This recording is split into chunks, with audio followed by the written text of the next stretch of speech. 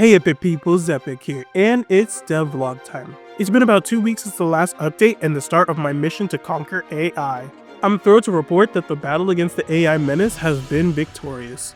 Mostly. There's still some fine-tuning to do, but the hardest part is behind me. The biggest challenge was teaching the AI how to pick the best skill and move to the optimal spot. Initially, the AI had to sift through 600 possible options every turn. That was not gonna work. So I built a flowchart to streamline the process as shown in the last video.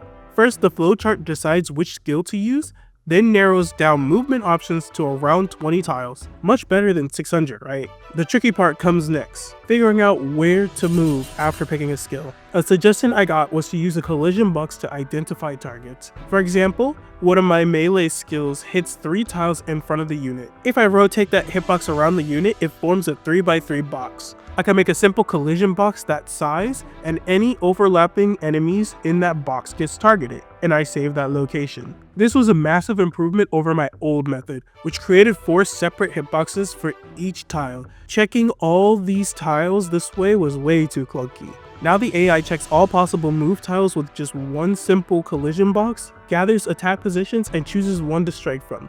Boom, it works. But of course there's always a catch. While this works perfectly for melee attacks and attacks that only use one collision box, ranged attacks are a different beast. Simple collision shapes like boxes isn't gonna cut it. I needed a way to create custom collision shapes to match the range of these skills. After some research and trial and error, I found the solution. I didn't need anything fancy.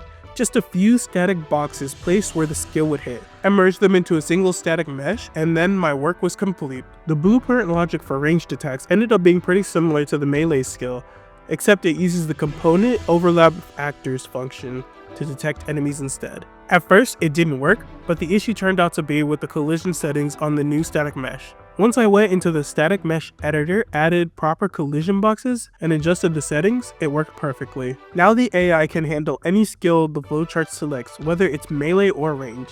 It feels amazing to know that I've tackled one of the hardest parts of the project. Moving forward, my focus will be on refining the flowchart, polishing skills and making new ones, and replacing the default battle UI with my own design. Once that's done, I'll get into the real fun stuff.